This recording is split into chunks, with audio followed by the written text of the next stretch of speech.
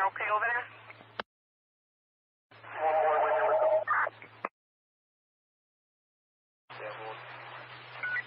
Alright, is your victim at the hospital? Someone shot there. Alright, the ET doesn't take pictures of the, is it domestic related? Yes, it is.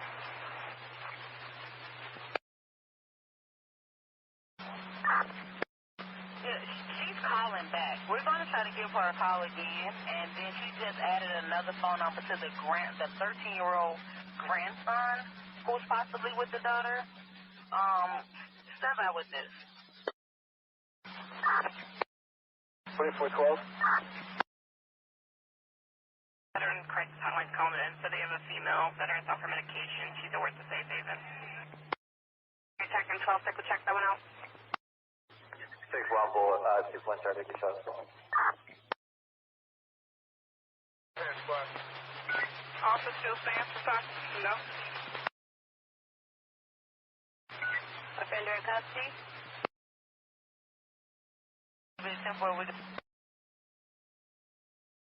Thanks. Anyone else close, point to 0, let me know. 10-5,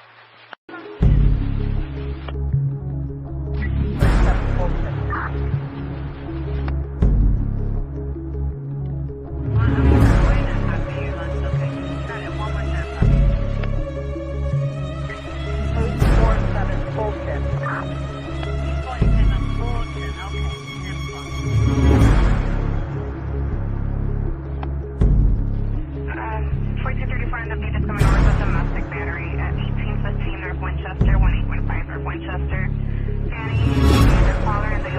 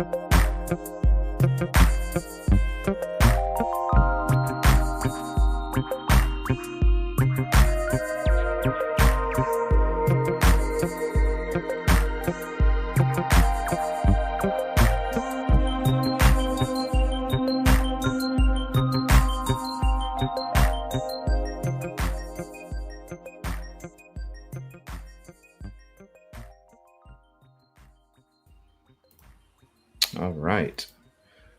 Get the show going. Hopefully, y'all can hear me. And wanted to share that real quick. Also, the QR code Justice for Amber and also the GoFundMe. If you're interested, here's the link. And let me shorten it up a little bit for you. And it should still work. Thank you, Jill, for hopping up. I'm excited for tonight's show. I appreciate you taking out time of your evening to come hang out with us as well. Well, I'm excited to help out. So Oh, thanks for having me. well, I really appreciate you because you do so much. You do a lot of digging, and you can tell because of all the posts and stuff like that you do for the Facebook group and stuff like. It's just you're awesome at it. And then when it come to this dash cam and all the crazy stuff that took place, but we really had to dig it apart. You dug it apart. You have a transcript written out, and I'm looking at it, and wow, Well, like it was tough because even when I had the volume turned all the way up and I had my earbuds in, I I still didn't catch a lot of it. So I did the best I could. I'm like, holy crap, like this is amazing. I'm gonna share it with you guys here in a second. We'll just keep that up for a second longer. Um, how long did it take you to do it?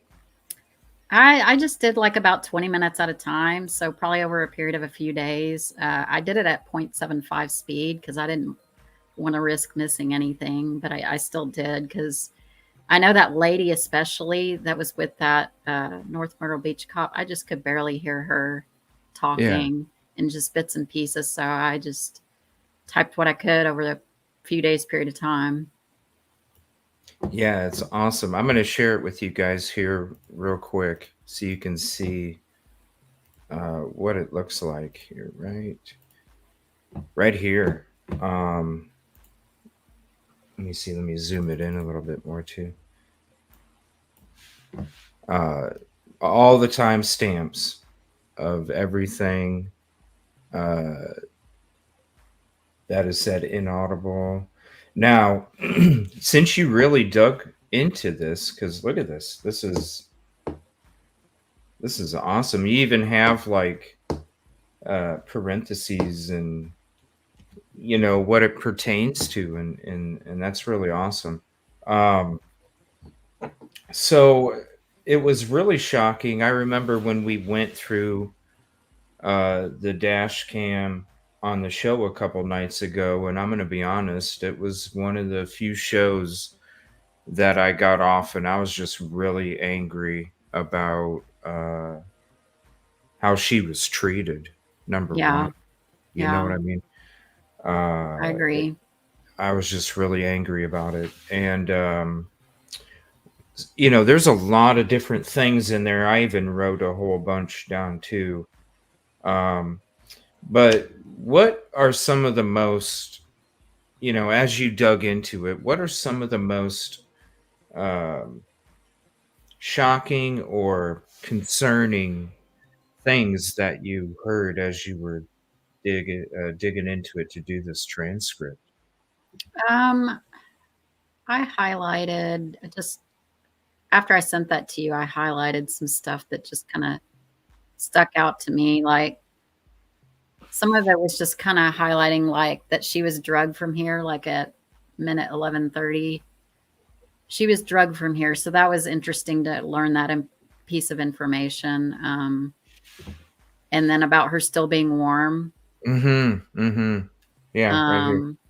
She's still warm. Yeah, and so they were basically indicating that that the perpetrator, it hadn't been long since the perpetrator had been there. And I think just overall, like listening to how the witnesses were there for probably about 15 minutes before they actually called the police. But then they're saying that her body's still warm, that maybe it's been 15 minutes since she's been dead. And so I'm thinking, okay, well, what's going on here? And then the fact that those witnesses are around her age. I mean, I'm not saying that they did it, but it still kind of makes you pause. The fact that they didn't seem to check the car when, okay, yeah, they're witnesses, but how do you know that they're not involved somehow? You're asking if they have a gun in their car, instead of going and checking yourself. And so those were things that stuck out to me, was that they kind of seemed a little nonchalant about asking for a witness statement and just popcorning them with questions here and there instead of doing an official interview with them. And the fact that the Myrtle Beach cop said that he was standing right next to her and didn't even see her at first. Right. Until he came up. Yeah. So that caused me to think, okay, she must have been hidden in a lot of brush if he didn't even see her right away. And then I heard mention, and I don't know if I heard right, something about that the witness saw her legs, and that's how they found her. And so those were the parts that really stuck out to me. And then the fact that they named some guy named Scott. Right. I was trying to listen to that part so hard, and it sounded like something like Scott came up along or came up on the fence. And I'm thinking, okay, who's this Scott guy? So. Yeah, because the female was like adamant about this Scott person. And yeah, you're trying to listen to it and you're like, what is she mentioning with this Scott person? And why does she keep mentioning? And it's interesting because somebody supposedly seen somebody walking away around that time period. Now, could that be the Scott that they're talking about? They said that this is a highly trafficked area for four-wheelers and stuff like that. A lot, even the cops mentioned that. And so, did they know this person? Was this person around this property a lot? Yeah. Just because you go four-wheeling there doesn't mean you necessarily live there. And who knows? You know, I always felt when you look at the scene of the crime and how quick that person could get away nonchalantly if they're leaving the car behind and leaving it running. To me, it was almost like it had to be planned. It had to be. To go down this road right here, I don't know how you convince somebody to even go down this road like this. Yeah, you don't. And also with them to be able to get away with that quick amount of time and nobody hear or see anything, to me that says it was planned, and they knew the area. A crazy thing that stuck out to me in the dash cam was the fact that they had seen her vehicle and knew her vehicle. The male officer stated that he recognized the vehicle and he's seen it around a lot. Let me see. He said, I know the vehicle. I've seen it around. That's weird to me. Yeah, me too. Because she wasn't in trouble. She wasn't in trouble. So why, number one, when you're talking about Myrtle Beach, when you're talking about a vacation spot, there's going to be a lot of similar looking vehicles. So for you to really remember the vehicle, and enough to the point where you even say, I know the car, I've seen it around. how does that even take place? Especially right here. Is this an area that she went to a lot? I doubt it, but No. maybe. I don't understand why the officer would recognize the vehicle, and he's seen it around a lot. That was really shocking to me, which Yeah. makes me wonder, did he personally know her? Or did he personally know somebody that personally knew her? Mm-hmm. As an Yeah. acquaintance or something. I don't know. It's real crazy. Um, what do you think about this, Scott? What do you? Well, I thought it was interesting that you said that you got sent some info about A. Scott. Yes. And so that kind of made me pause when you pointed that out last time. Um, I'm wondering, is there somebody that she knows named Scott? Well, this is the crazy thing. This person here, let me just kind of do this a little bit as I share it. This person, they they've been in a lot of Micah groups, a lot of Justice for Micah groups. Uh, they don't. I'll just put it this way: they don't message things that are supportive of Justice for Micah. And this person actually started commenting on uh, some stuff when it has to do with Amber. Let me see. Hold on. Let me. Okay, so this is what this person wrote when it comes to Amber. They were messaging something on Amber's Facebook group. Did they do a tox report that could very quickly determine if potential rugs were in the system? Did they find rugs at the scene?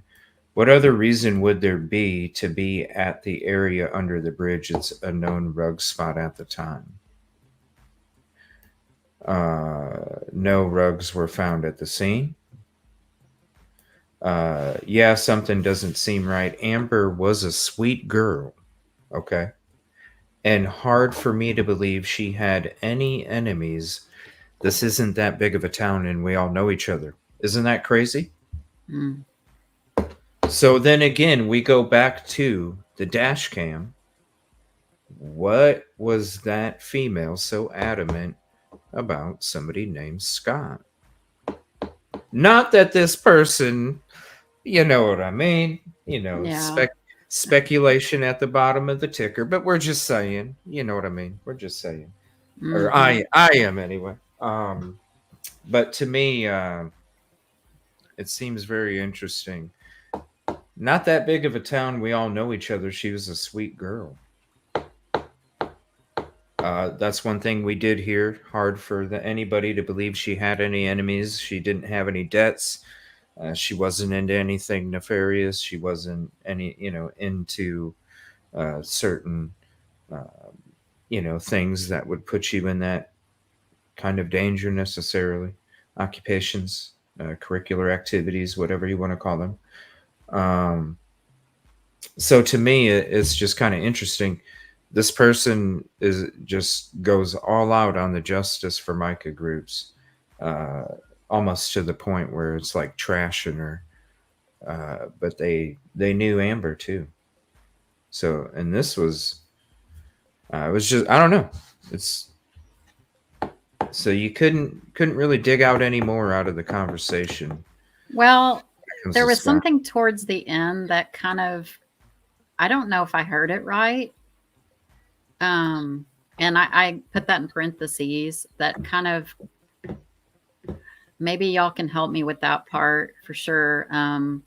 Because towards minute 39:29, it says, I saw a cut, I saw blood, I didn't see the actual, and then it says between her thumb and index finger. So I'm assuming that they're talking about some sort of cut in between her thumb and index finger on 39:29.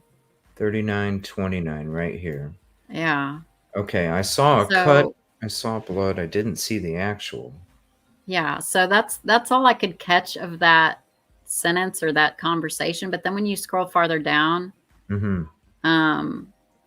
At minute 44 or 44:47, I thought he said she was bludgeoned because there was a knife. Really? And there was fingerprints or marks underneath and then I couldn't understand bits and pieces of what he said, but I was like, okay, does that mean there was a knife? Or maybe he's assuming that there was a knife because she had a cut on her hand. I mean, I don't know, but that was definitely something that I didn't hear the first time I listened to it. So I want to say she was bludgeoned because there was a knife. and I don't know if I heard that part right, but I listened to it a couple of times and I'm like, it sounds like he said knife, but I'm And not exactly sure. there was fingerprints or marks underneath. And then I couldn't make Fingerprints. out, yeah, I couldn't make out the rest of what he said. So it was just frustrating because that definitely caused me to pause for a moment if he was talking about a knife and being cut. And so when you combine those two pieces together, that's one piece that I didn't hear before when I was listening to it. Allie says, yeah, he was even trying to intimidate and somewhat threatening people in the Justice for Micah group. Mm. Well, this is what I wonder. Excuse me. Because when you're looking at this brush, all right. Here, let me show this picture. When you're looking at this brush, I can see. I mean, you're talking probably yay high when it comes to that brush and how high it stands. It's got a couple trees, but in between, that's a lot of brush. Mm-hmm. I can see how somebody might not see her until they walk up right next to her.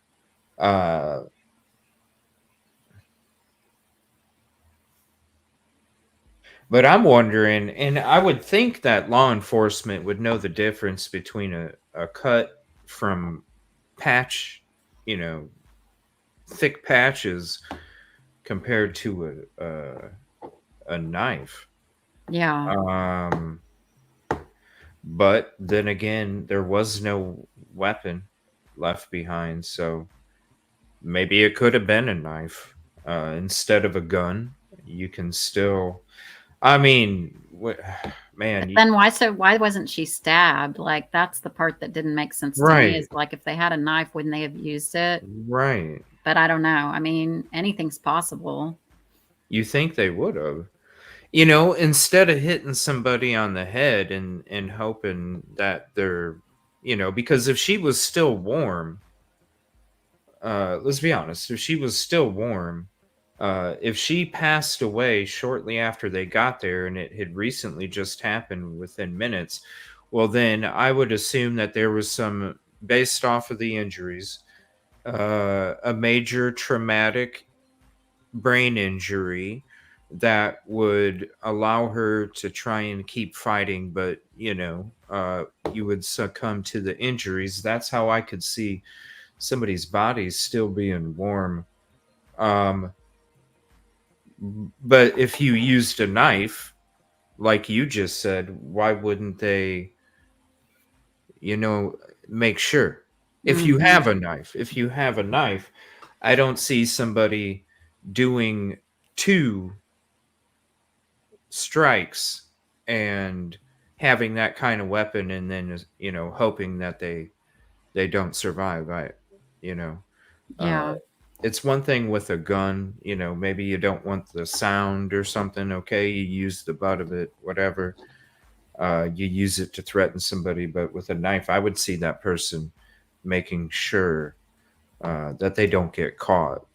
Well, and that was my theory was that the person had a gun and forced them down that Yeah. abandoned muddy road so that they could Hmm. be unseen. And then she hopped out of the car, chased her, and did their thing, and then dragged her into the brush to hide her body. I mean, that's my theory right at the moment, based off of what Yeah. is being Yeah. told. So Exactly. know. It's the same for me too. I like, when we go back to these photos, Because it's like, who the hell's going to go down that muddy road in that kind of a car, nobody. nonetheless, unless they're being forced to? I mean, if she Hmm. was trying to escape, I would think she would not want to go down a road like that because she's probably going to get stuck. So, Let's see here.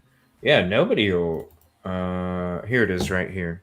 Nobody's going to want to go down this road unless you're yeah, because forced it's a to. dead end, too. So, and I'm sure she knows the area enough to know that Yeah. that she's not going to be able to go anywhere down there. I mean, you can see, and this is from that time period. You can see like how swampy it is right there Hmm. especially over here. Now, where her vehicle was at, you have to keep driving and then turn left and then turn and keep going. And you're about right here. So, right where this tree is at, you go straight back, and that's where her vehicle is at. The cop was parked right over here on the other side of the trees. Uh, yeah, you had to have been forced to go down that road. But that's the thing, we don't know. Now, when it comes to, and this is, what law enforcement isn't releasing, when it comes to the route, okay, we don't know exactly. She was caught on camera one time. So what happened is after she went off to a side road, they lost they didn't see her anymore on footage. And then right before she popped up is when she got on some kind of camera. Now, I'm not sure which one. I think it has something to do with maybe this over here or something. Not the academy, but something right here. Somewhere around here would have caught her on some kind of camera. But I feel because she was actually going down Highway 17, and they caught her going down Highway 17 on traffic cameras, right? But as she ventured back up in that direction, well, they ended up losing her and only seeing her one time. And so that makes me believe that when she left the area, she went on 31 and was on 31, and then turned on Robert Edge Parkway. And then basically right after you get on Robert Edge Parkway, you just take a quick right, and you're already at Old Sanders Road. You see this road on the dash cam, and then she was found. Her vehicle was parked right here in this muddy spot, and then her body was found right over here. So, where was the last place that she was seen? She How went and far paid away? her. She went and paid her cable bill, and she went and got gas. Now they've released. This is where the Time Warner cable is at. It used to be in this plaza right here. Hmm. It don't exist anymore, but this is where Time Warner cable existed at the time, or it was called Time Warner back then too. It's now called Spectrum. After that, they released that. They didn't release this camera footage when she was paying her bill at Time Warner. Now, they did say that there was somebody that was standing behind her that was acting in an aggressive manner, but that Hmm. they don't know if they were with her or not. I don't even, my biggest question is did they pay a bill? Or did they pick up equipment or something? Because if they were in there and they were standing there and then they left after she left, well, then hello, you know. Yeah. But maybe that's part of the reason why they haven't released the footage of her paying the cable bill. But then how do you not have any suspects or people that are persons of interest that need to be interviewed if you're not? I don't know. It doesn't make sense. Why not release the footage? Why not? Yeah. That Uh, doesn't make sense. especially if, So, yeah, go ahead. what time was the last time she was seen? What time was that? That was so the last time somebody could call was 2:30, and I believe it was, hold on one second.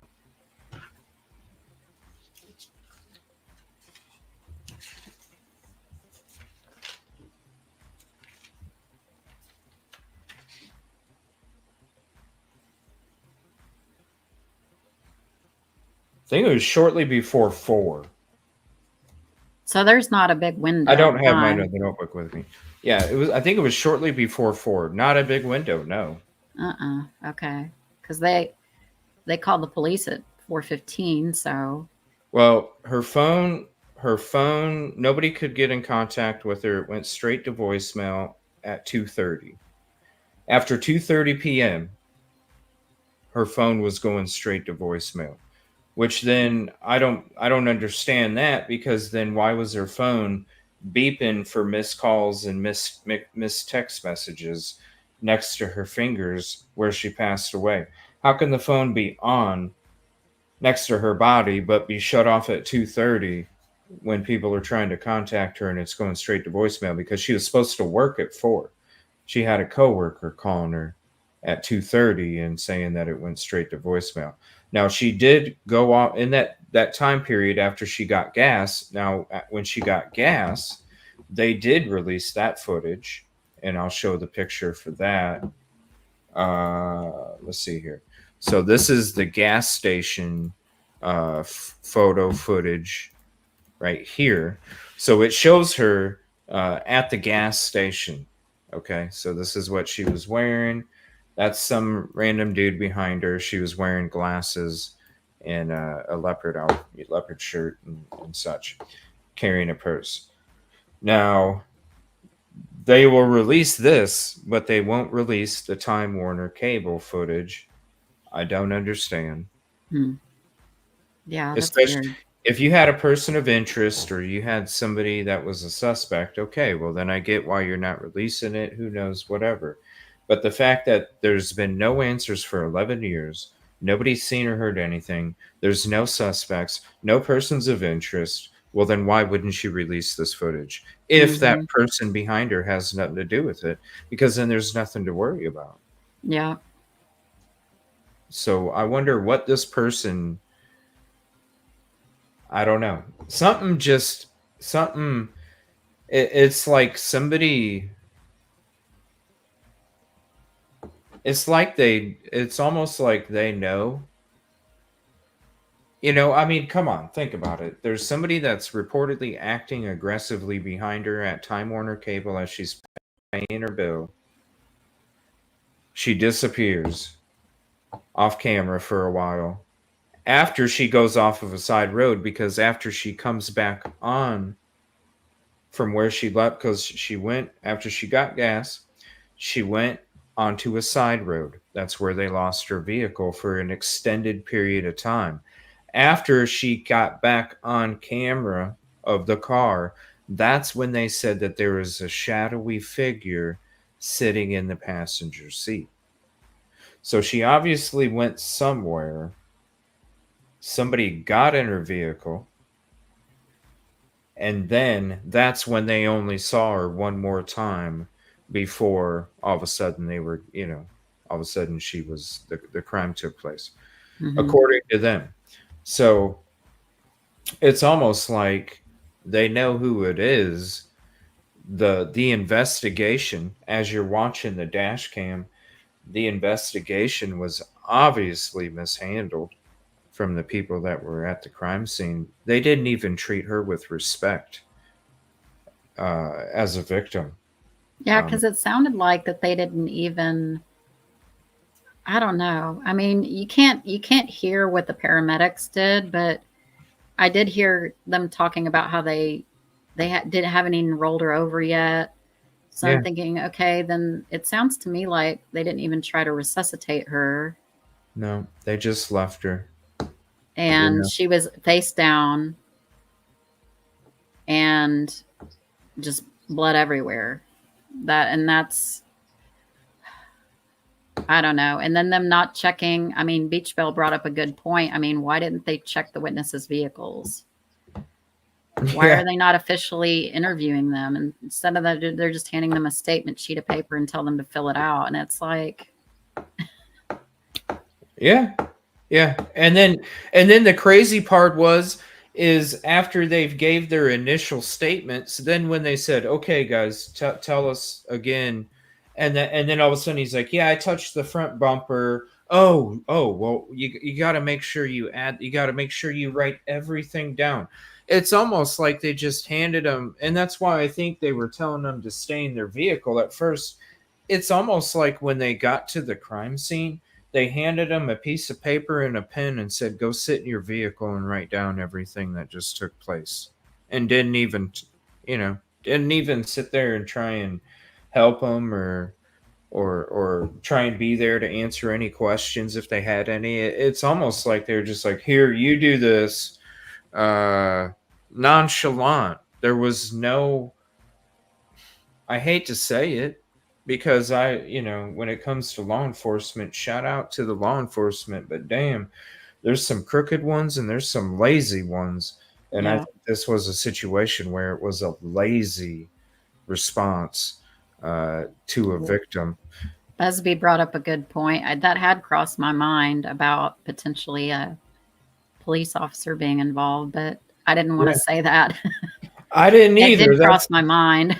I didn't either, but that's, when you really think about it, I mean, it's like, come on, what the hell? Like, even before we started digging into the dash cam and any of that stuff, as soon as you hear no witnesses, no nothing, but there's one footage they won't release, that right there tells me I don't even have to do any digging.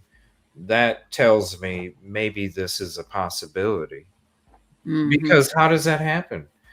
You won't release footage of somebody that if you have him on footage, you obviously already talked to him.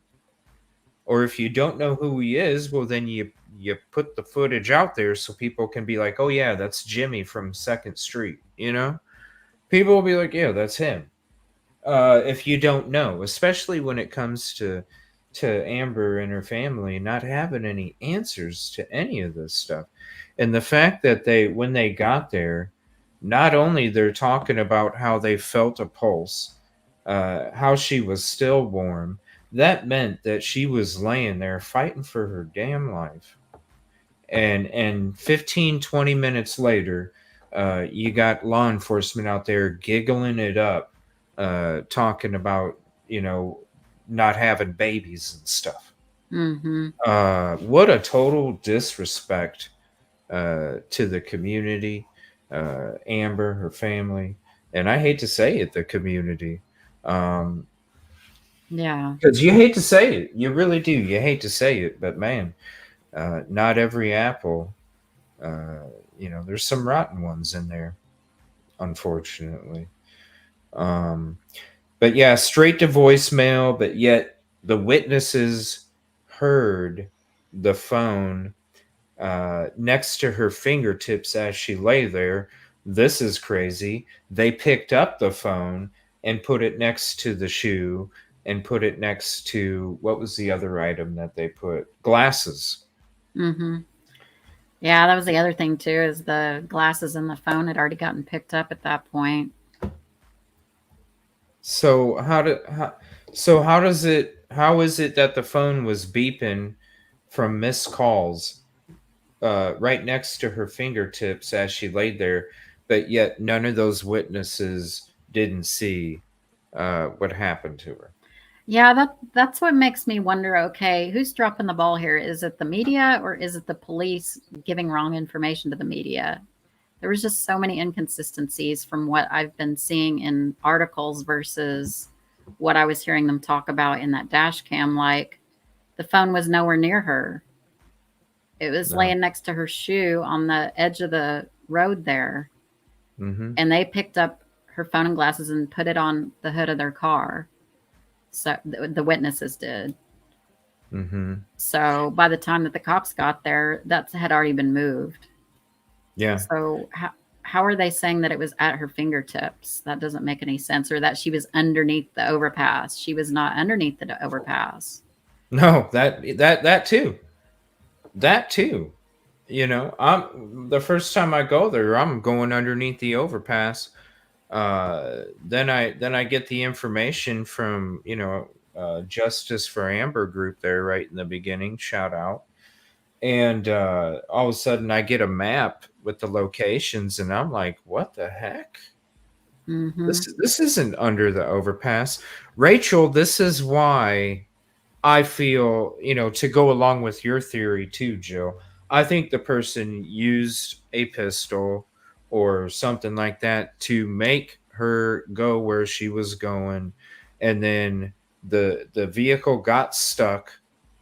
She jumped out, started running. That's where one of the shoes came off.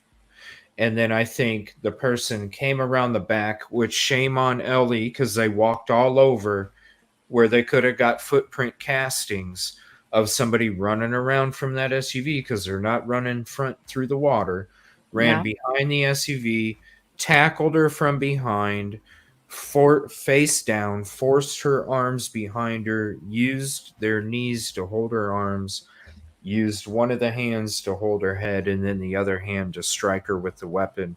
And then I feel like they drug her more into the brush to try and hide her more. It's interesting that they didn't shut off the car, which I think that maybe they just didn't want to leave DNA behind, uh, to turn the key. Or anything. Maybe they had an injury as well, and with them being outside of the vehicle, um, we've already know that there was DNA on her from the person that committed the crime, so they might have had an injury too. But this is why I think maybe that they initially thought that she might have been shot, because with her being face down, when it comes to the funeral home, and them talking about the sleeves to cover up the cuts and bruises on her arms, they didn't say anything about the face. Okay.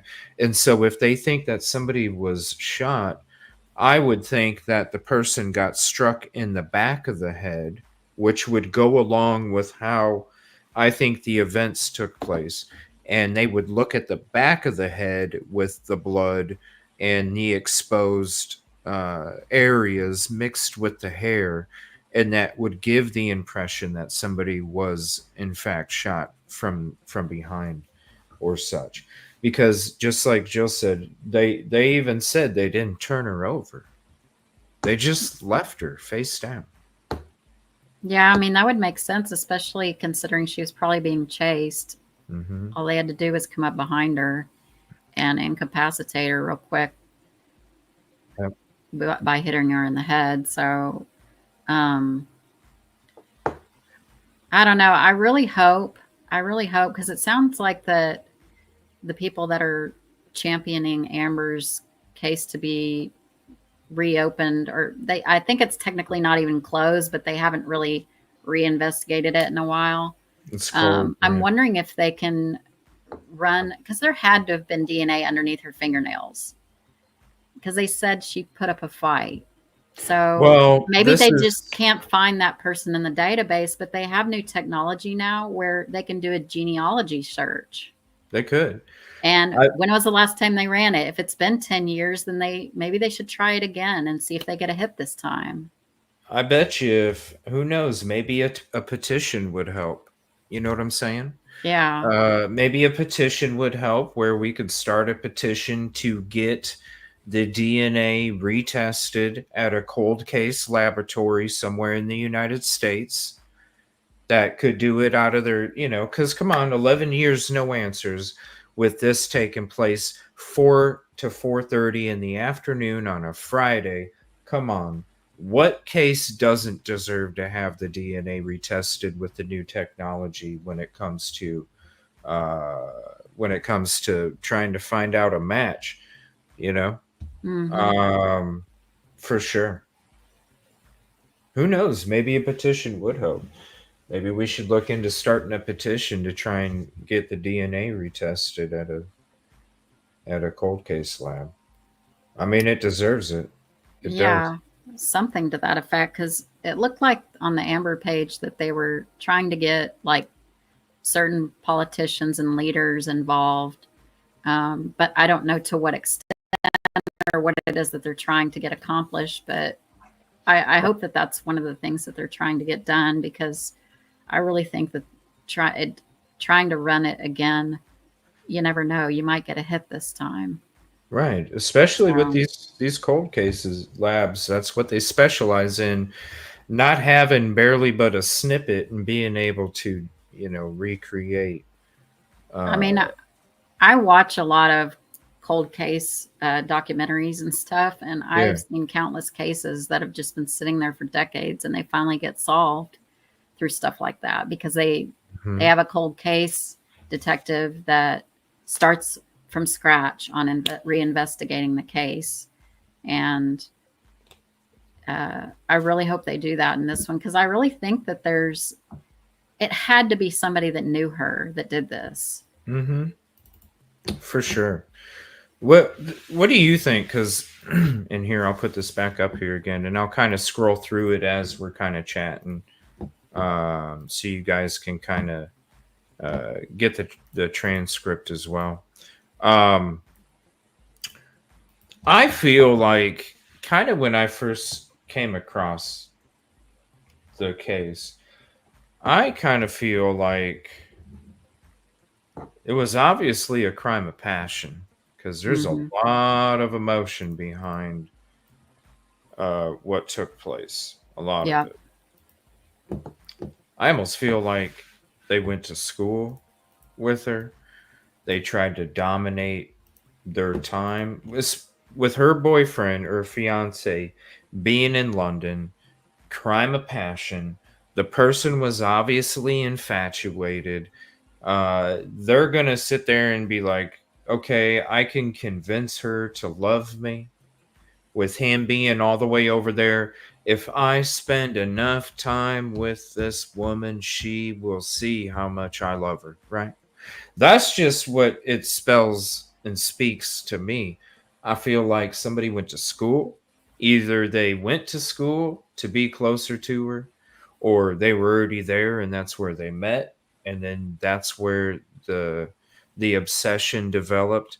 But I feel like they even probably tried to work with her. Maybe it didn't last very long, because with that kind of person, they're going to be very insecure and they're going to be very jealous. So I could see them, not being able to work at a restaurant very long, because the jealousy would upset them so much, where it would kind of ruin things. But they might sit in the parking lot, kind of thing.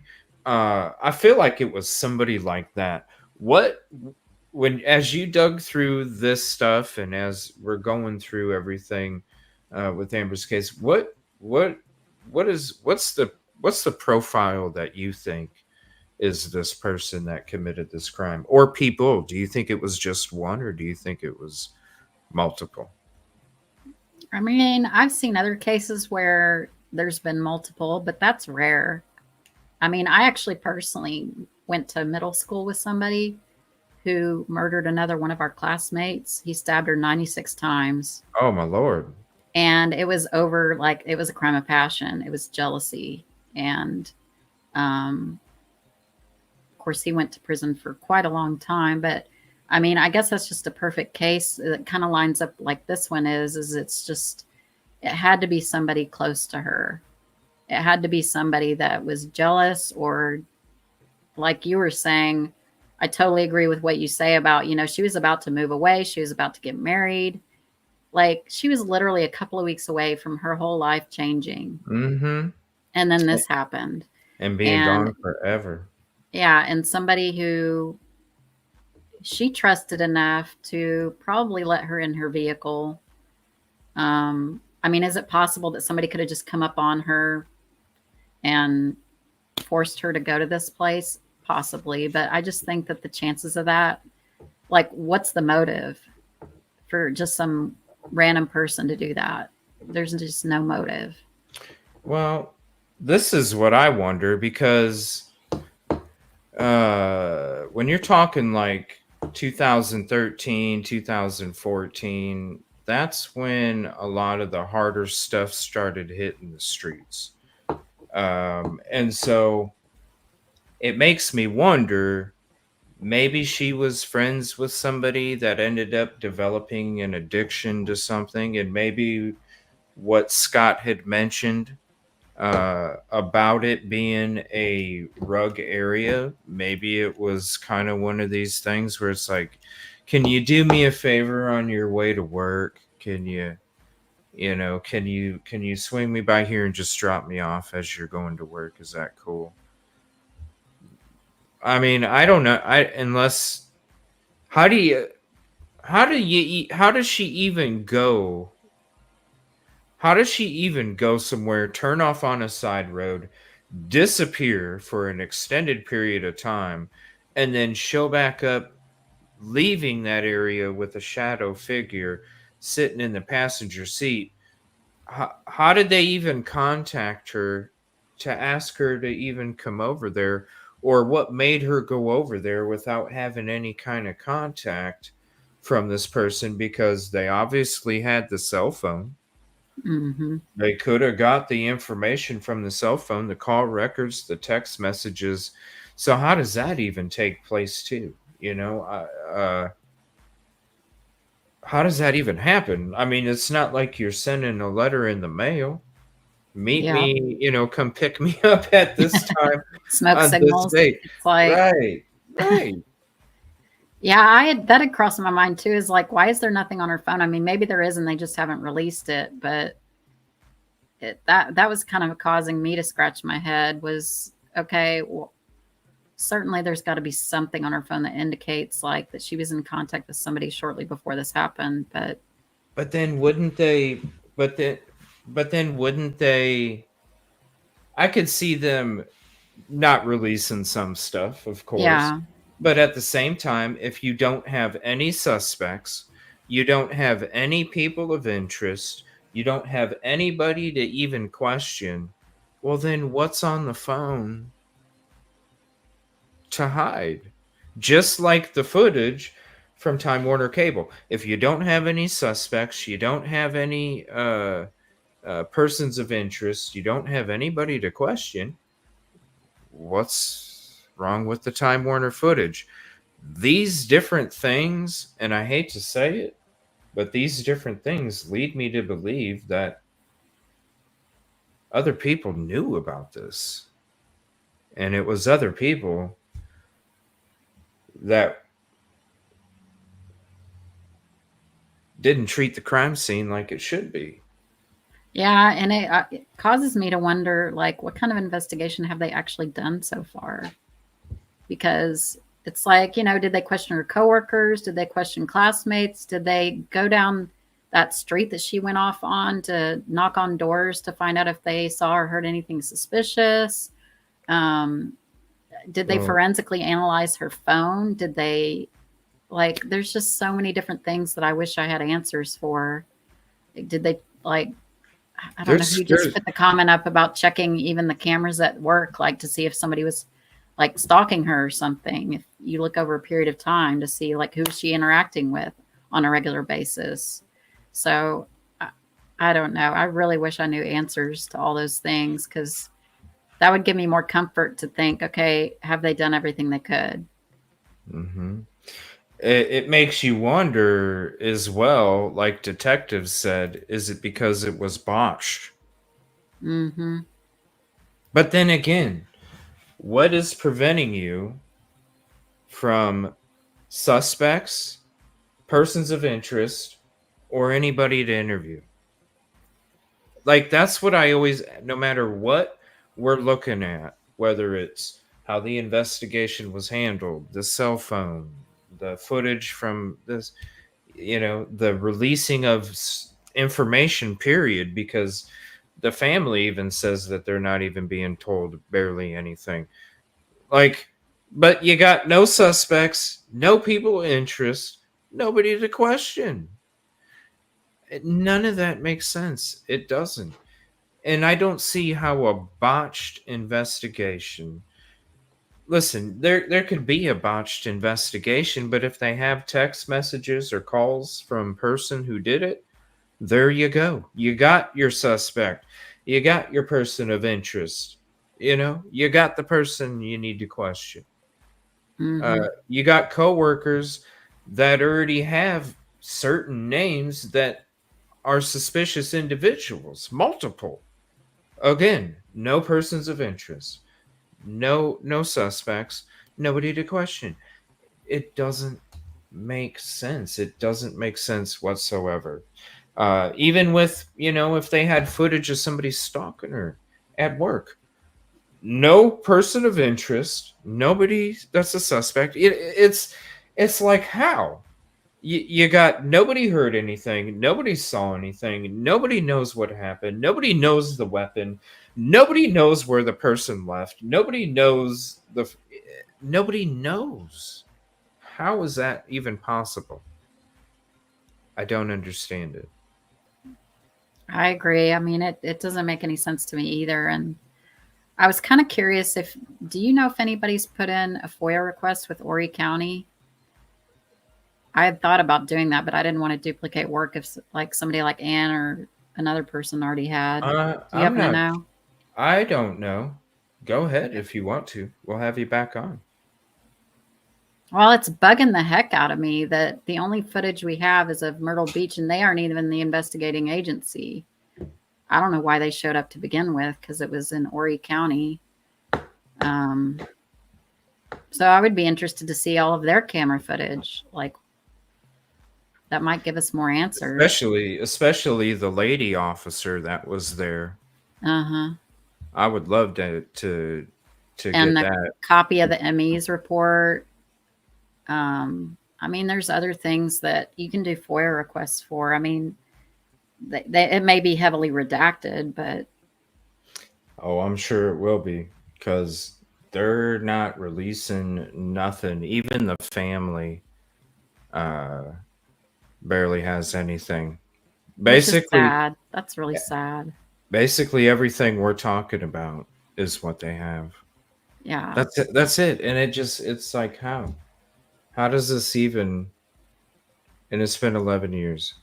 And it sounds to me like when I looked at I think it's the latest post on the Amber page, they said that they talked to, I guess, a detective there again or somebody with that PD, and they got a little bit more answers. But it's like, why aren't they like giving them more information? Like, why do they have to wait 10 years to now all of a sudden have a little more information?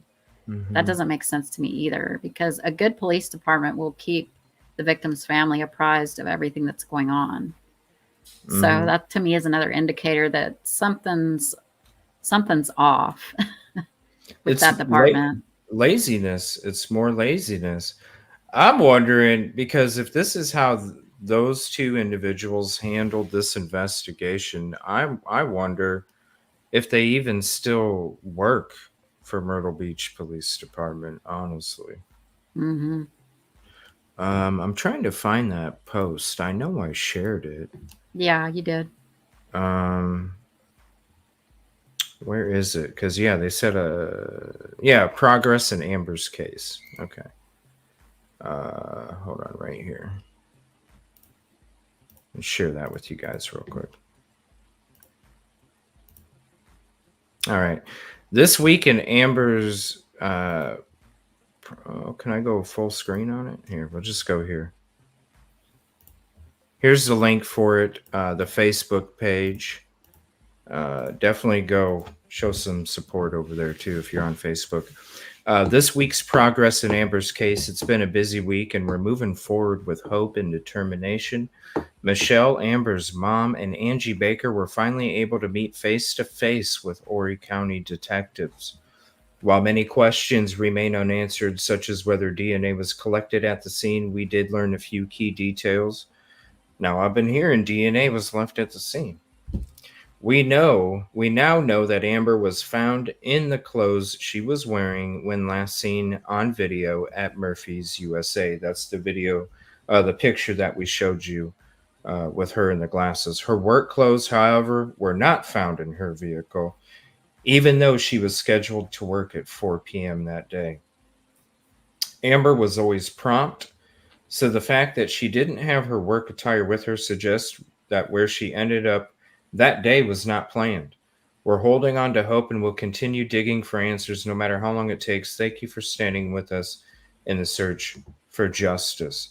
Now, that's what I'm saying. Like, how do you not have, like, when it comes to, you're not doing snail mail, you're not sending a letter and she gets the letter after she picks up her cable bill, and all of a sudden it's like, oh shoot, I need to go by here when I wasn't planning on it. You heard the words. This was not planned. So to me, how in the heck do they not have a person of interest when it comes to that cell phone? Yep. That person had to have called or texted. I wouldn't be surprised if the person was freaking behind her at Time Warner Cable. Mm-hmm. Why are you not releasing it? You'll release this photo, but you ain't gonna release Time Warner Cable. It makes absolutely no sense. The phone went straight to voicemail from 2:30 p.m. on. That's the moment I believe that she was basically kidnapped or forced. 2:30 p.m. Shut your phone off. But then how did the phone end up back on? Are you going to tell me that the person that committed the crime opened up her phone, deleted their text messages, and then investigators were like, oh, sorry, we can't find them. I'm sorry, they can find them. Yep. Again, no suspects, no people to question, no people of interest. Makes no sense. Nope. Absolutely none. Because even when somebody deletes a text, it doesn't go away. And even if you subpoena the records from the carrier, you can see what all was going on, what numbers were called, what numbers were texted, vice versa. So, but did they actually get that? And they're not That's saying. what I'd like to know. You know, why they're not even telling the family if they have DNA. Why are you not telling 10 years later, they don't even know if there's DNA evidence. It's like, that's ridiculous. I'm hearing there was DNA. There had to have been. I'm hearing there was DNA. I mean, that person's not going to hang out and go scrape underneath the nails before they, go kick rocks and leave. They're going to get the heck out of there as quick as they can because they don't want to be spotted. Yeah, and the fact that there's like literally no DNA evidence inside the car, that kind of makes me pause too, because did that person just wipe everything down and hope that they didn't leave a hair in there? Right. You're talking about skin cells that just fall off naturally, period. Yeah. Period. And yeah, there's nothing on the door handles. There's nothing. Come on. This person, unless they were walking out and unless she voluntarily came inside somebody's house and the abduction took place there, the forcing took place there, then I could see somebody come walking out with some gloves. But other than that, if somebody that you're picking up is walking out with some gloves on, you gotta let your brain's gonna go, that's not normal. And also that place had to be, the place that she ended up at had to be familiar to that person, because typically when people do stuff like that, they want to have a sense of comfort. They don't want to be somewhere where they've never been before, because then there's all these unknown risks. And I think that it's strategic that place was picked. Mm-hmm. Now, do I think that they premeditated and planned it out like for days and days and days? No, because they did it in broad daylight. I mean, if I was going to do something like that, I'd wait till nighttime. But that's just me. Not 4 in the afternoon when people are getting off work most of the time. Yeah. I mean, but it's obviously something that had been on their mind. And maybe she rejected them. And rightly so. She's engaged. Mm-hmm. Yeah. Shame on them for trying to make a move on her. But I mean, that's what I think happened. Yeah. I do too. I think, and I think the denial took place in the vehicle, honestly. I think it was a, hey, can you drop me off over here real quick on your way? And then when they were in the vehicle, you know, it's my time. It's my time. It's now or never. And so they shoot, they shoot the offer, and then it gets denied. And they, and who knows, maybe she said, I'm going to be gone in a few weeks. I'm going to be married, and I'm not even going to be here anymore. And that just put that person into a rage. Who knows? Maybe they, maybe she was driving down this road, and maybe they did something to her and took control of the steering wheel themselves, and all she could do was just hit the gas or brake. I mean, it. They definitely, the altercation, I believe, not the altercation, but the initial argument or whatever took place inside the vehicle, and then they chased her down, because if nobody could have her, or if they couldn't have her, nobody could. And when I'm actually standing here in this location on that video that I shoot, I'm standing right here, and I'm walking right over to here and just hop right up here and go on that walkway. That's it. It had to be. I'm not saying rugs are connected, but if somebody's saying something like that, you look at this bridge, this person would have had to have known. I mean, come on. As soon as I showed up, because to me, I'm like, how does somebody get away with nobody seeing nothing until I go there myself? And when I go there myself, I'm looking right away. I'm the first day I'm there, and I'm looking up and I'm going, that's how they left.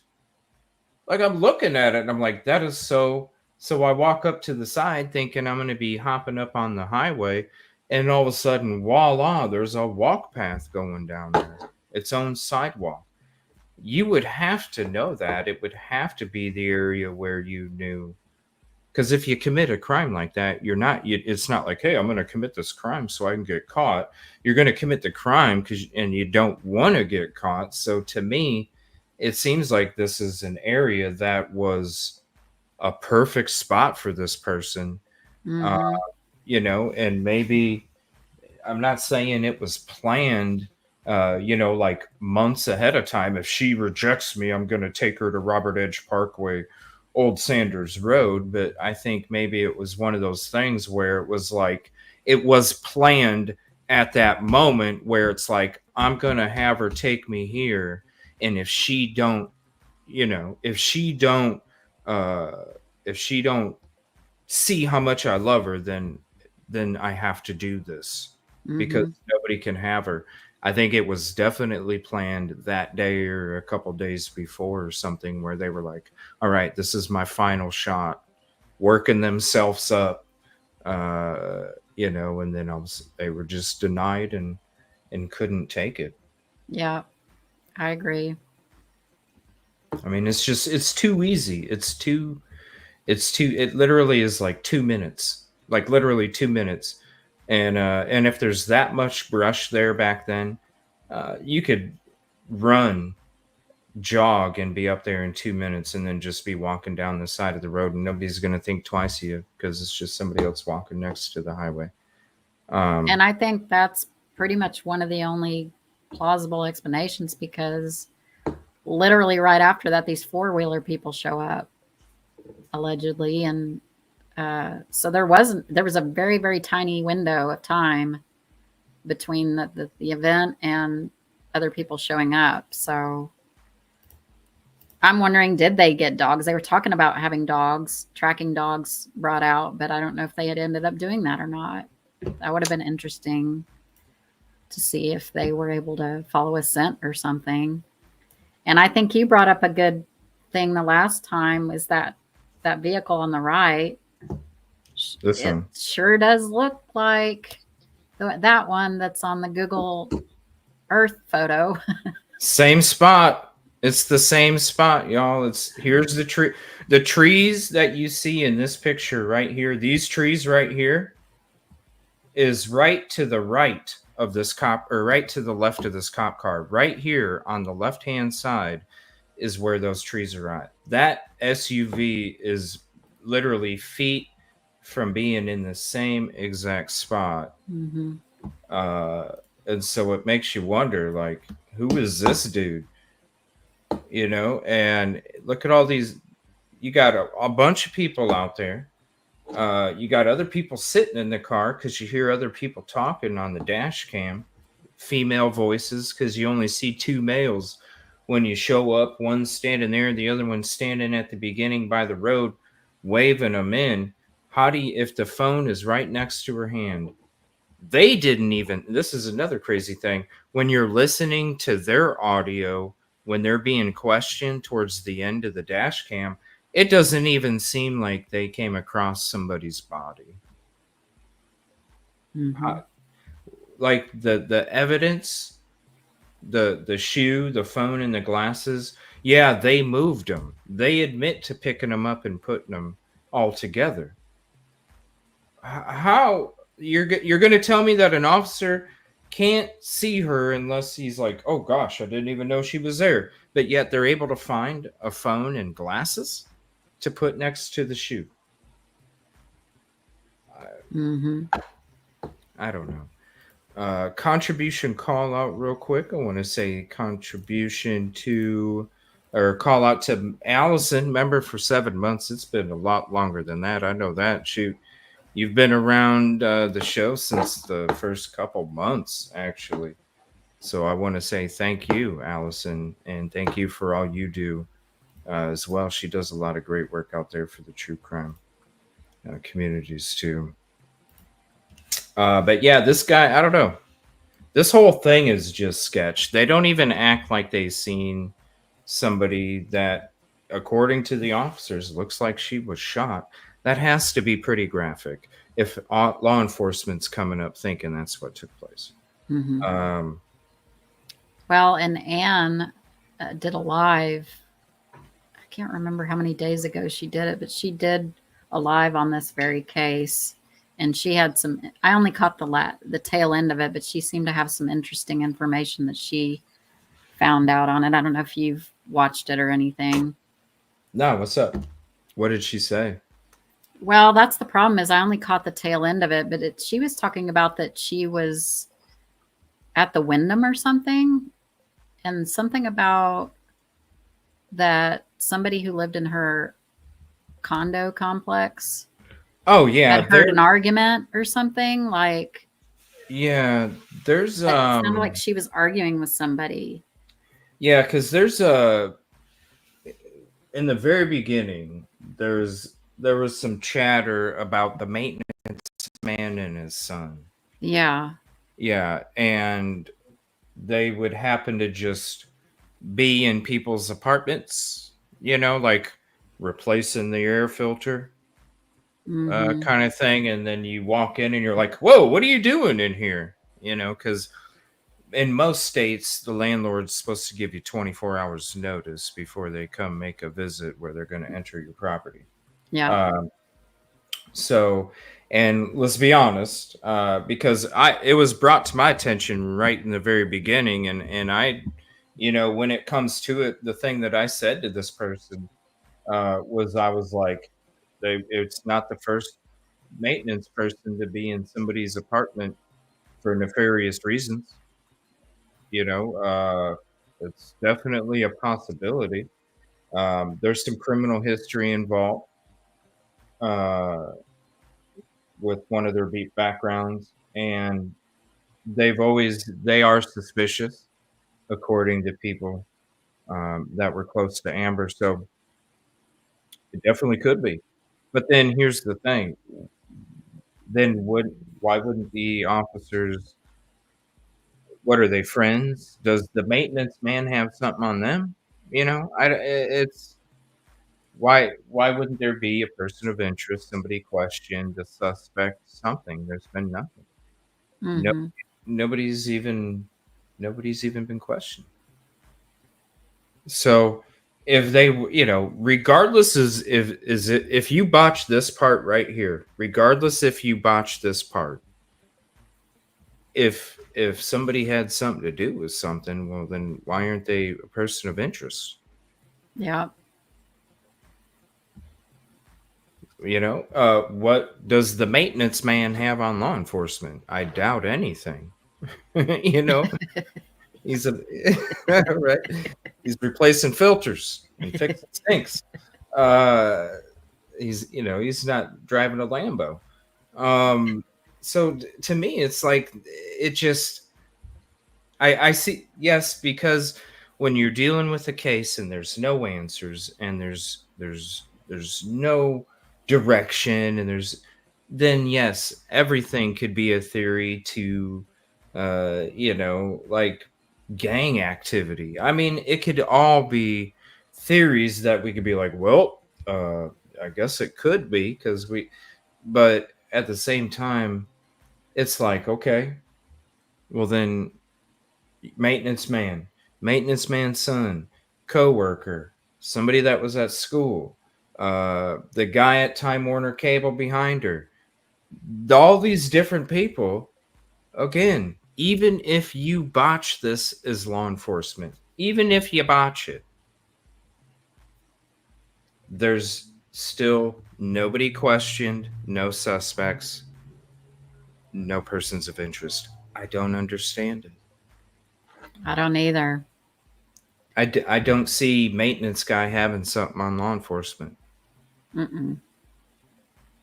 I don't see a guy going to return his modem have something over law enforcement unless they know somebody that knows somebody. Yep. That's the only reason. You know, maybe the maintenance man is somebody's nephew. You know what I mean? Like he's somebody's nephew, and hey, just look the other way. Okay. Because we hear about a lot of the corruption that takes place. Mm-hmm. I've had so many people from here say, well, they call it Dirty Myrtle. And I'm sitting there in the beginning. I'm like, Dirty Myrtle? That sounds like a drink, but as they keep talking to me and as I keep looking into some other cases we haven't even done any kind of shows on or anything yet, it's like, holy hell, this place, there's a lot of dangerous activity that goes on here. There's a lot of stuff that's brushed under the rug. There's a lot of stuff that has a comforter laying over it. There's a lot of stuff that it's almost like cough and turn your head and look the other way. Like don't even plausible deniability. A lot of that plausible deniability.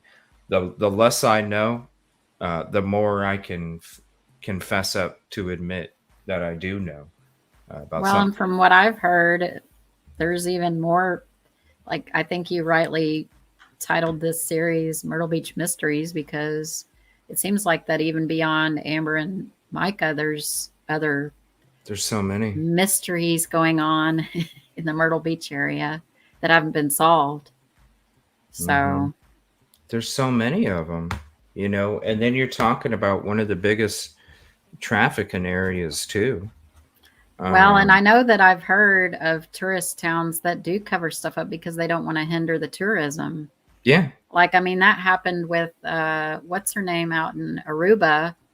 Yeah, Holloway. Natalie Holloway or whatever her name was. Like, I think that there was another, I think something that happened out there was a boy that disappeared out there and they just kind of swept it under the rug. They didn't want anybody to find out because then that would cause people to not want to come there. And so it kind of makes you wonder, I wonder if some of that might be going on. Totally. It's like when we were out there searching for Riley's strain at the beginning of the year. When I was out there, there was so many locals, and you can go to those live streams. There was so many locals that were coming up to me and just like telling me and wanting to be on camera and tell the communities, look, they keep this stuff, to the public at a minimum because they don't want it to affect tourists We live here. We hurt when we see people that are coming here to have a good time not even be informed of the dangerous areas around here, which are literally just a few blocks away from the Broadway bars. And people are getting hurt, and these community members were just coming out, reaching out like, we're tired of seeing this go on. We need to speak up. We need to say something. And they didn't even know these individuals. They just live in the community, and they were getting fed up with how Nashville was covering it up, so it didn't affect tourism. So exactly. Because when you talk to people that are from here, and they admit it themselves, there's not really that many big cities in South Carolina. It's one of the poorest states in the United States, one of the most highest cost of living.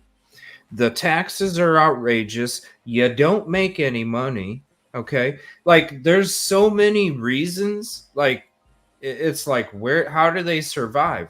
This is how they survive. What other cities what other cities in South Carolina are tourist destinations? Like, what big cities do that? Myrtle Beach is not even that big of a city. So when you have a couple small cities that are trying to basically fund the state, yeah, they got to keep that stuff down. And then if there's certain kind of corruption going on too, old money, as they say, well, I mean, hello, you don't think there's a lot of, scraping? There's going to be scraping with that kind of stuff. I'm not saying that it's happening here. I'm just saying when it comes to those areas that do those kind of things, you can't, it's possibilities. The stuff really does exist. Yeah, the taxes are high as hell. High as hell. I before I was like, man, maybe I should just move out here. I started looking in because I was spending so much time out here. I'm like, I started looking into it. I'm like, okay, how much does this cost of living, all these different things? And I'm like, damn, I might as well just, if I want to go broke, I'll just move. Like, for real. Because these 15-hour drives are hard, Oh yeah. I don't know how you do it.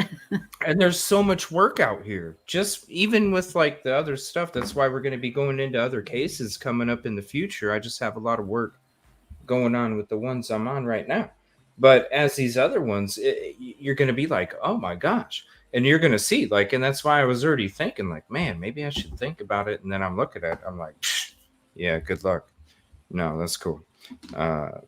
It would be nice, but no.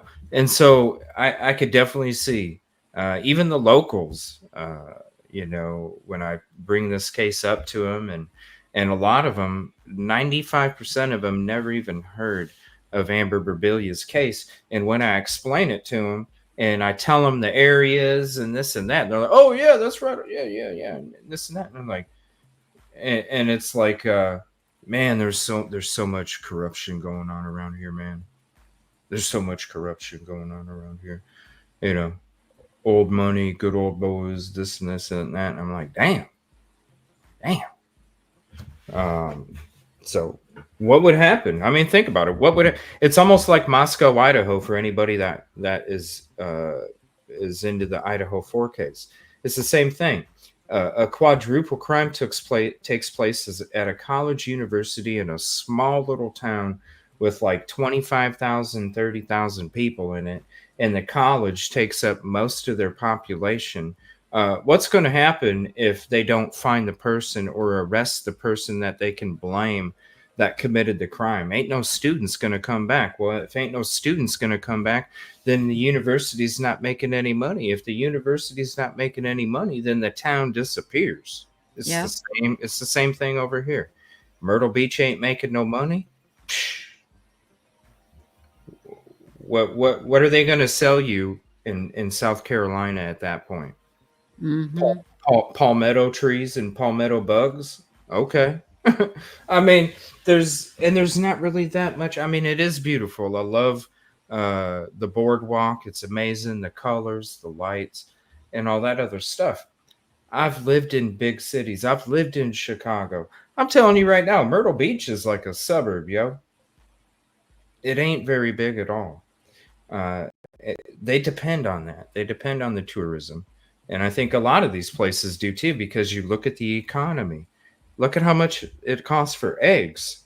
You don't think that, it costs more for those companies to do what they're doing too, when food, fuel, all those other things are just at an astronomical price.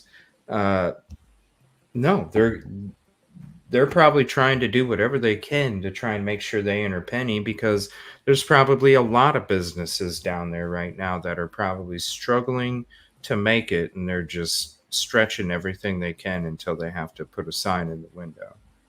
It's bad. So why do you think there's a lot of trafficking?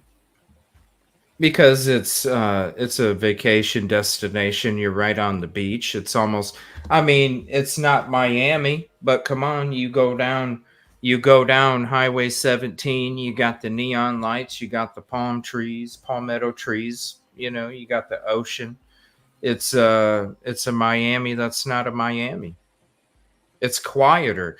It's smaller. You could literally, you can literally go just from Highway 17 as you're driving through the boardwalk area. You can literally go 2 blocks west, and all of a sudden you're in a regular freaking neighborhood that's dark as hell.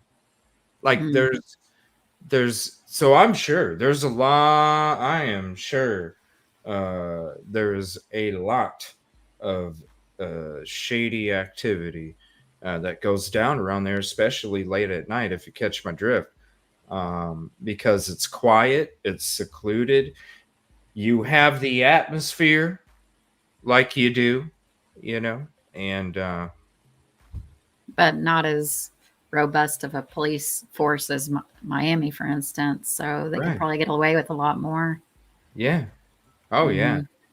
It's like, you spend some time in Miami and you become you come back here and you're a pro. You're a bench player in Miami, but you come to Myrtle Beach and you're an all-star when it comes to being able to do what you're doing, and something not happen. And who knows why it's, you know what I mean? There's this is, I mean, when you look at the laws,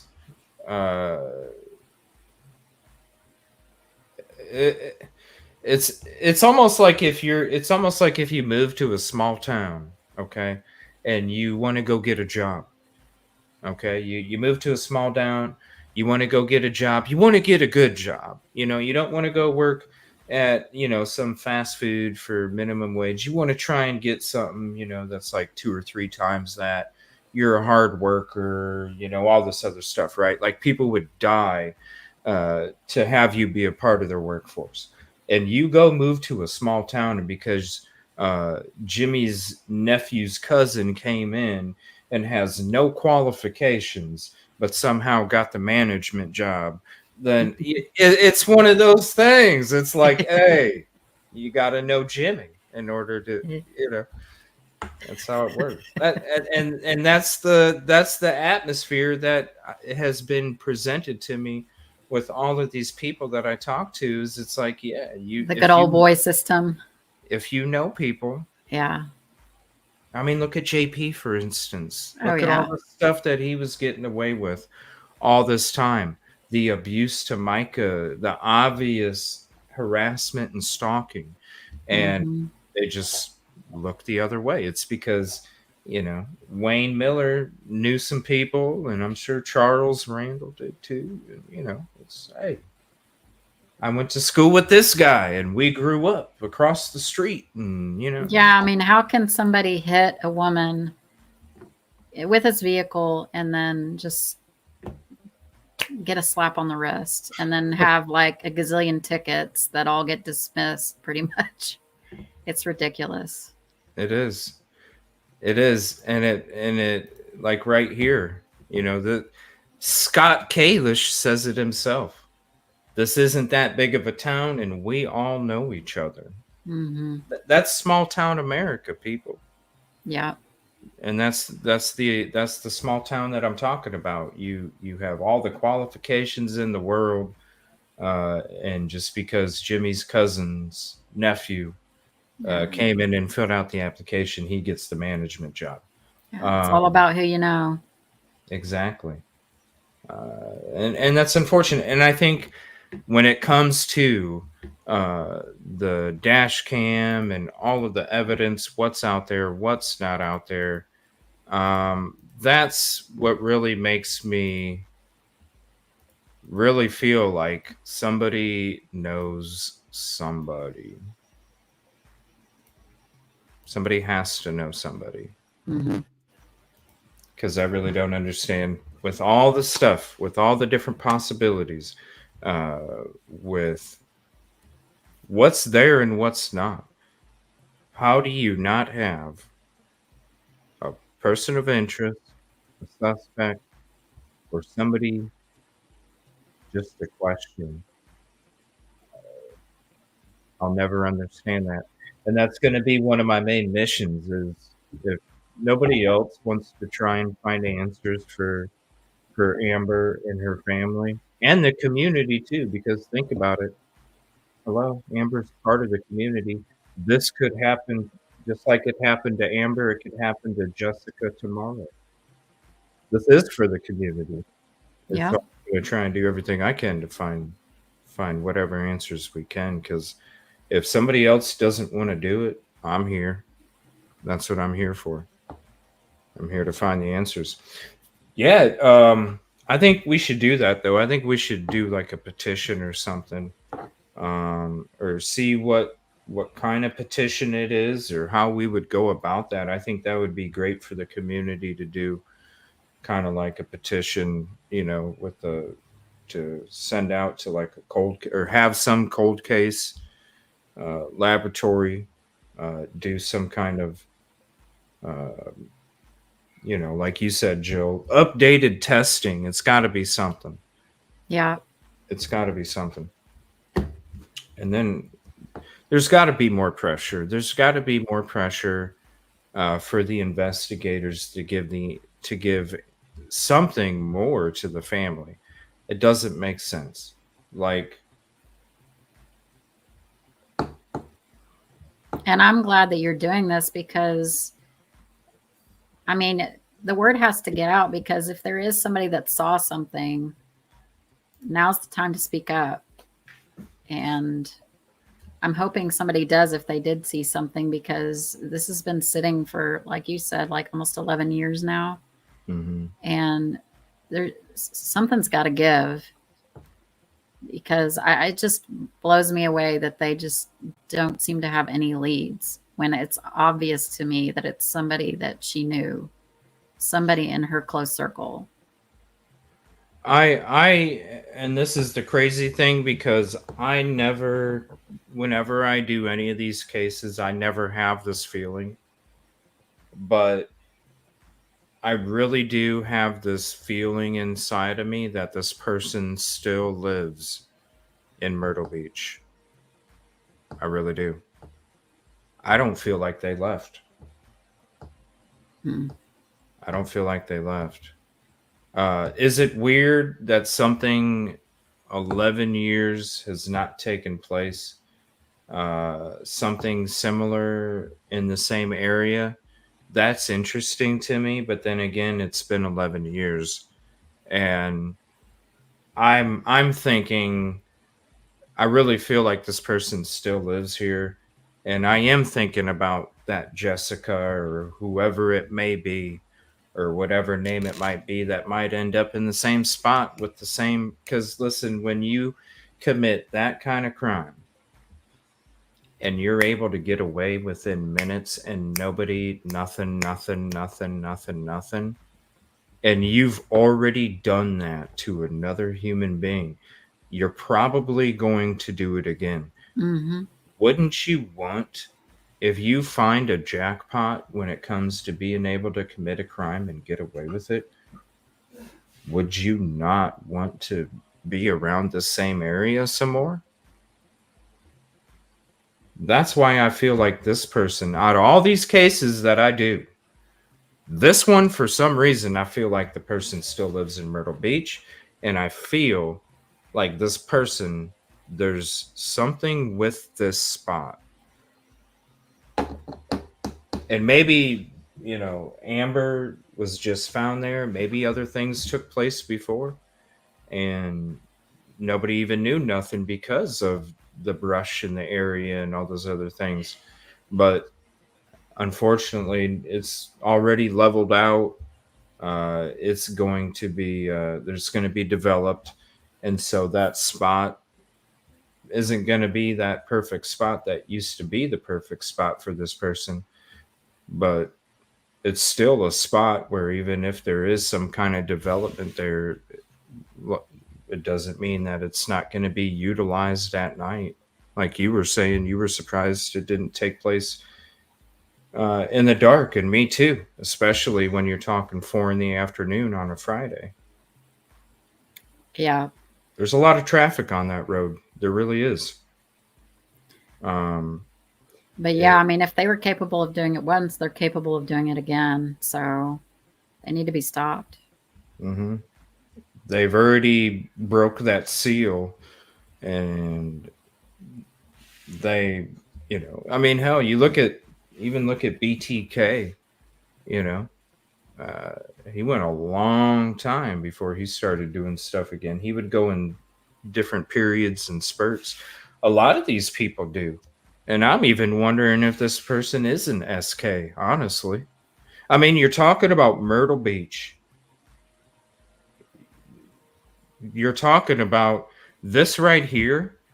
Okay, this spot right here, you know how I was telling you that basically you go a couple blocks off of 17 and you're in some like regular dark neighborhood areas? This is what this is. When you look at this map, this is what it is. This spot where she was found, look, here's Highway 17. You're going down all of the beachfront stuff. You're going down all of it, right? But look, just a couple blocks. Here's Highway 17. Just a couple blocks. And look, it's the dark, it's hidden. Yep. But still, 4 p.m. on a Friday. And that road is busy. Because normally if I'm on a non-busy road, I'm using the street to my advantage for my footage, because I get more of an angle of what I'm trying to show you. And there was only a couple times I was able to stand on the road and for maybe 20 seconds to 30 seconds each time. Other than that, I had to stand on the side of the road because there were so many cars going up and down. And that's probably why her car was tucked away so far back. They didn't want anybody seeing anything. It would be hard to see from that spot, because when we're looking at this spot right here, those trees cover it up real good. Yeah. And then this right here, it's all full of brush. Where her vehicle was parked was past, because you can see on this photo where her vehicle was. So those trees would have blocked the view Yeah. from seeing her car, right? Yeah. Yeah, because you see right here, all of this, there's trees right here. So when you're looking at this photo, because this is an even better photo to show you the angle. Hold on, let me pull it back up again. Where did it go? Not this one. This one. Her vehicle was parked right here. Mm-hmm. The cop's vehicle was right here. Her vehicle was right here. This is if you're driving by and you get that little opening right there. Other than that, you get this view. So basically that little opening that you see where you see that SUV on the other photo is this little opening right here. So then when you're looking at the photo of the scene, that's when you see, oh, hold on. And that person had to have known that. That is when you see this right here. This is all covering the vehicle, all up and down here. Yeah, I mean, it's like taller than her car. Mm-hmm. So I don't know how these people, because they weren't on ATVs. They were in vehicles. They were in SUVs. So they weren't riding ATVs back there. How did you see the vehicle then? This is their vehicle. From what I could hear in the dash cam video, something to the effect of that they came in and I think they saw the car, but then he was thinking of going back out and then he came back in and they like, see, I didn't see where they were pointing, but it sounded like they went in two different directions, each of the cars, and they went four-wheeling and then they came back around, went up the street. So they drove around quite a bit before they actually like checked out the car and called the cops. Well, the call came in at 4:15. Yeah, so they were already there for probably 15 minutes before they even called. Yeah, because if they were... So they had to have just missed the perpetrator. Had to. Minutes. I wouldn't be surprised... if it wasn't them. Well, it's like, I wouldn't be surprised if the person... let me see if I can give you a photo here. I wouldn't be surprised... Here, let me go up here.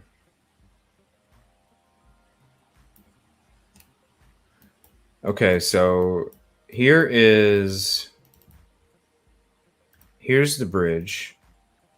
If I can find the photo from when I took footage, I could show it better to you because you can see a better angle. Okay, so here's the bridge. Okay. Now, right up, let's see. No, actually, it's right about here. This is where, if you look at the footage that I took, walking up away from the crime scene, I'll play it for you guys before we go. You'll see what I'm talking about. But this is the walker right here. I wouldn't be surprised if somebody was standing on the other side of this rail right here, or standing here, looking over, watching the activity that was taking place down below. Yeah. I wouldn't be surprised. I wouldn't either. I'll play that video for you guys so you could check it out here. Let me see here. It's just a couple minutes, literally a couple minutes, because it's only a couple minutes from the scene where her body was at until I reached that area. Let me see. GoPro. No, I'm going to do Samsung. Okay, so this one right here. Okay, so from right here. Okay, so I'm just explaining because it's a different layout. I'm explaining where we're going to go, where it was at according to the footage. I tie all of it in together. I give you all different examples. So I'm going up to right around the area where her body was at. Okay, so the vehicle was up and to the right. Her body was right over here, off to right about, see where that blue marker is straight ahead? Right about there. Right about in that area. All right, so as we're over here, I'm showing you the layout. I don't think they left this way, that way, or that way. I think this way or that way. What I think they did is they went right for this. Okay, now as you can see this photo, you can see the rail from that walk area on the bridge from this right here. Let me zoom it in for you. You can see the rail for the walkway on that bridge. Let me move us over here. See that up there? You got some of the guardrail, and at the very top, you can see some of the rail area right here for Yep. the walkway. This is where her body was at. Okay, now watch. This is see that the bridge does have that walkway that I've showed you already, and I'm going to show you the path that this person probably would have ran to get away. Now I'll have to pause it one short second so I can get on the other side right here. Okay, at this moment, I'm just walking. How long did it take me? 20 seconds? And I'm just walking? Yep. Not very far. Even if you're going through brush, I don't think this person was walking away from the crime scene. I think this person was half jogging. Oh yeah, they were booking it. Mm-hmm. Now, just a few seconds later, you're literally walking under the Robert Edge Parkway overpass. And then you'll see what I'm talking about here in a second.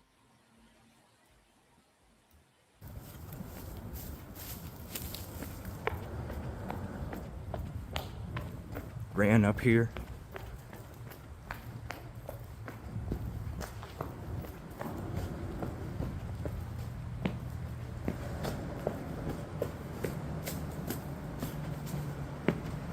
Came around through here. Ran up along here. And at that point, you're out of view. Nobody can see you. Nope.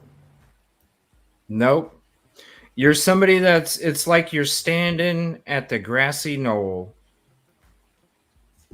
and you can literally hop that and you gain another probably 10 feet of viewing access, and nobody's going to notice you unless they're like, hey, there's somebody standing. So if we go back to this view, because you can see what's going on there. Look, you don't need to have fine-tuned vision when it comes to going down there. You just need to see squad cars. You need to see where their direction that they're walking. You know what I mean? You're trying to see the activity like it's an ant farm. When you're looking at it from the other direction,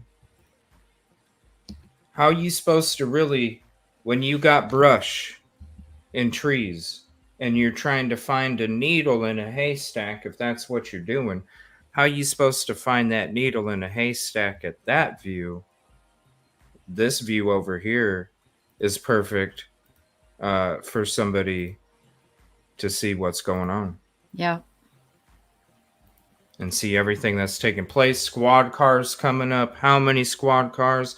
If there's ambulances, and you got to think too, you can also see what's going on. Like if you're standing here, you got an ambulance that's driving by this road underneath the overpass. They're not going to be going to, oh, look at that weird guy standing there. Yeah. They're probably going to be like, oh, look, that's a gawker. Mm-hmm. He's just gawking, trying to say, oh, I don't know. It's like this person knows. It's like this person, I feel, that committed this crime knows how much of a spot this is for, or, was, because now it's leveled out. You can't hide nothing. It's wide open. Okay. Back then, I feel like the person knew that it was a spot where you could literally do this. That's why I wouldn't be surprised if more stuff took place. If more stuff took place at that spot when it comes to how it used to look and how they got away with the crime. Yeah. It's just scary, especially when they didn't even notice her until they were right next to her. Yeah, I mean, with all the brush and the trees, I mean, that would be a perfect spot for somebody to just do what they did. And Like literally, right there in town.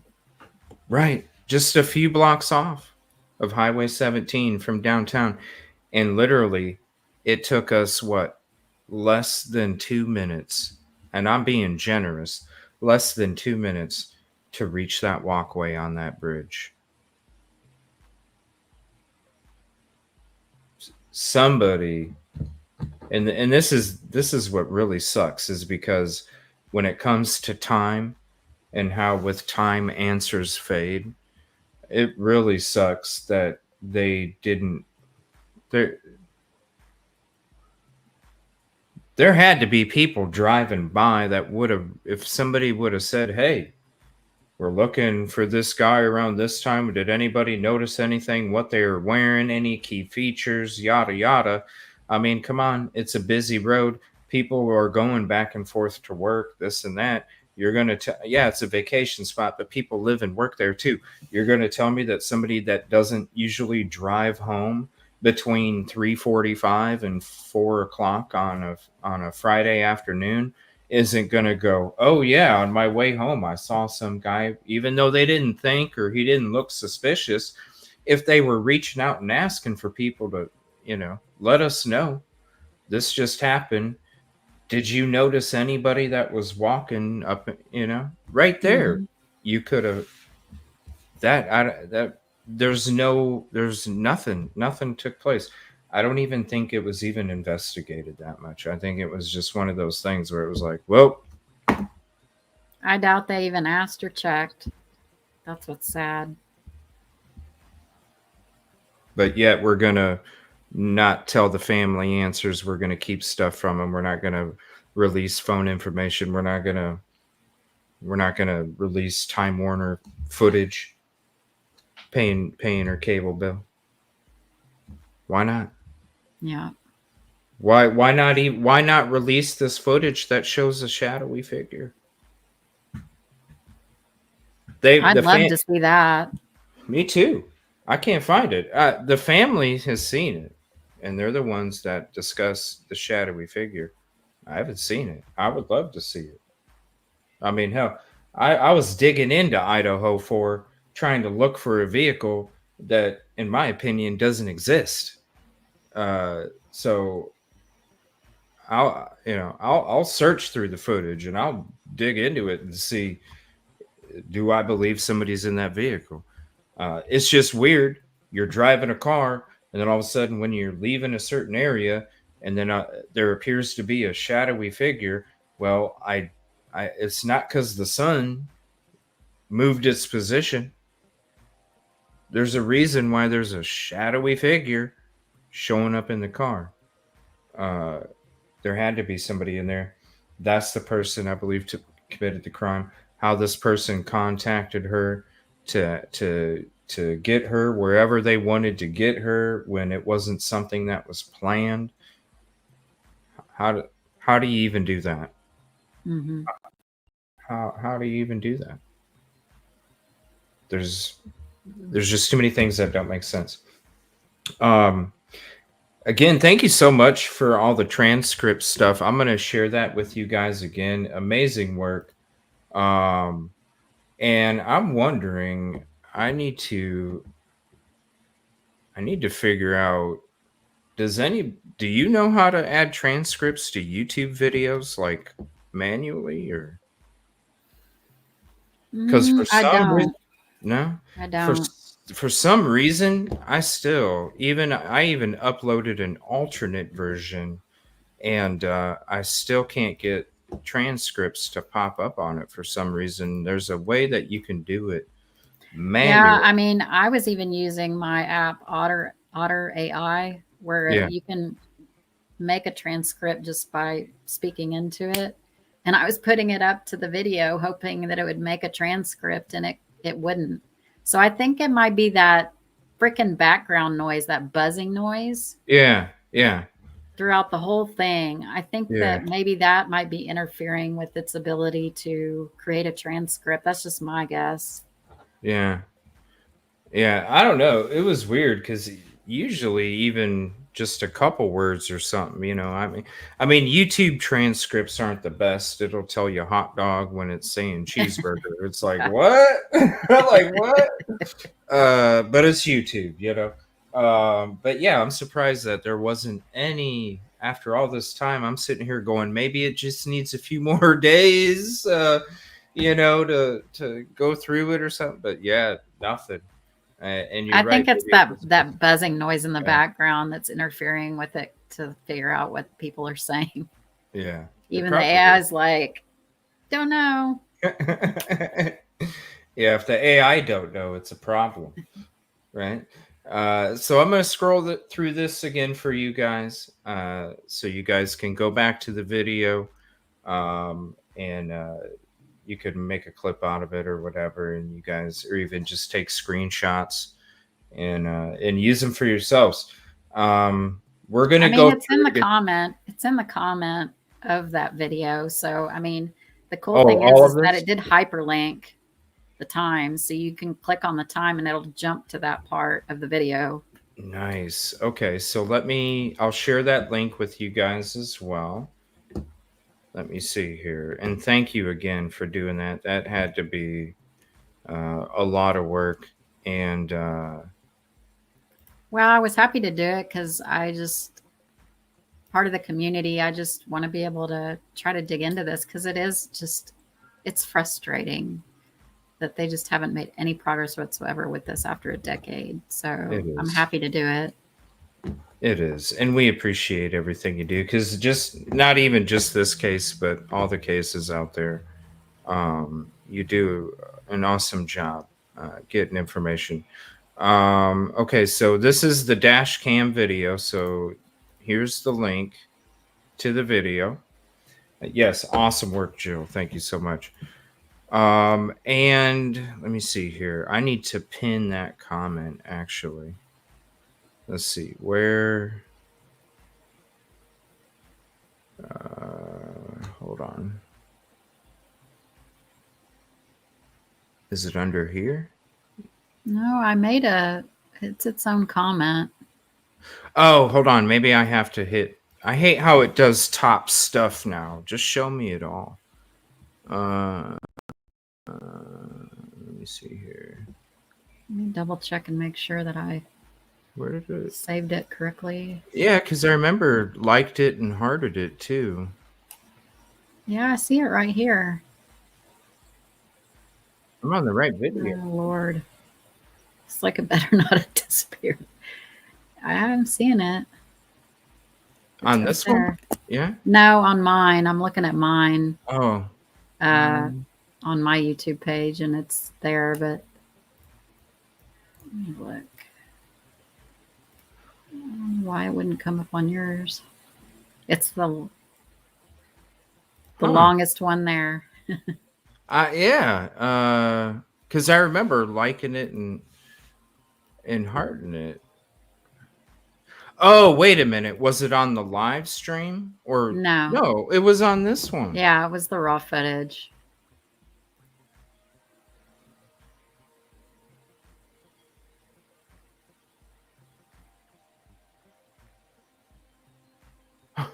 What the heck? Oh my gosh. Hold on, maybe I'll refresh mine. It may start playing, so hang on. No, this is crazy. This is not there. YouTube, come on, fix your stuff. CJ, hold on, let's see. CJ, could it be in your YouTube studio? I don't know, because I liked it and hearted it. And as soon as you did it, I think I even sent you a message. Okay, so I just refreshed mine. Yeah. And it's still there. Hold on. This is weird. Did it like, let me see something here. Maybe it's right under your comment. That's what I thought. Let me see. Let me go to, I don't know, held for review, maybe? I mean, I don't know why it would. Let me see. But I remember hearting it and liking it. That's the crazy. No. Wait, hold on.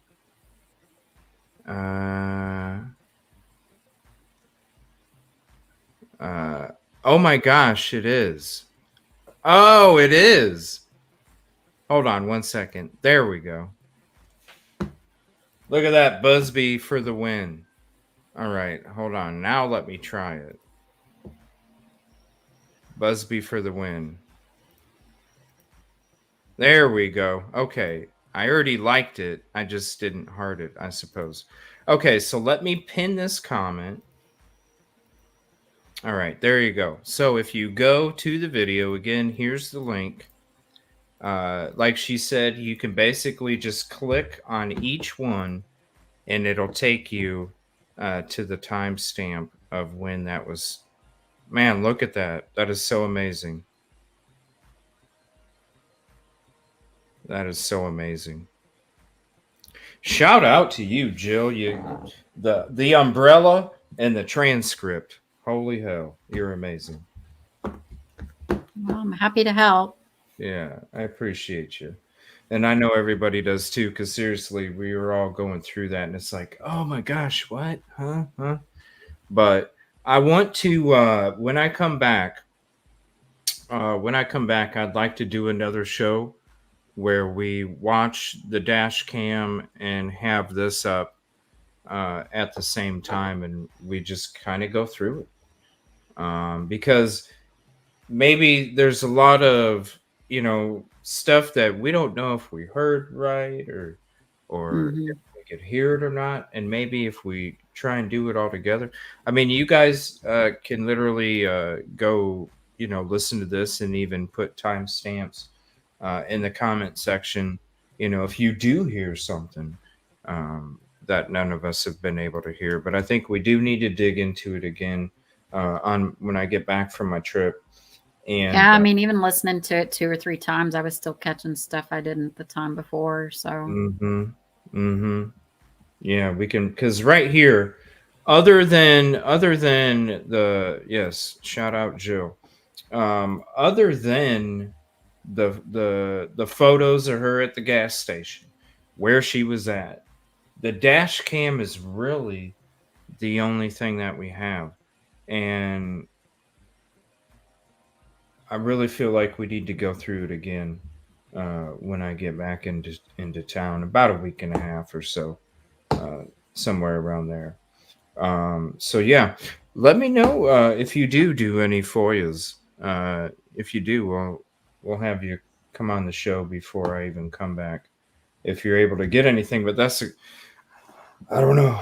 you never know with Horry County. You never know. It's been a mixed bag, I've heard.